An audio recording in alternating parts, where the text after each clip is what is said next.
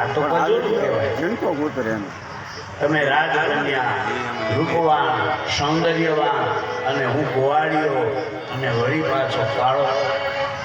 તમારું મારું આ કજૂર કહેવાય.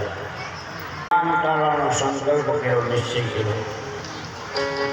જો તમે કોઈ રાજા મહારાજાને ત્યાં લગ્ન કરીને ગયા હોત તો તમારી આ સુંદરતા જે છે ને એની કિંમત, એની કદર થાય.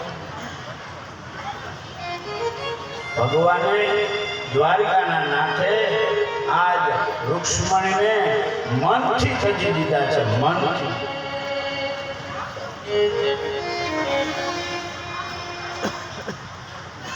હે દેવી, ભગવાન કે આ બ્રાહ્મણો, સંતો, મહાપુરુષો બધા મારા ખોટા વખાણ કરે છે.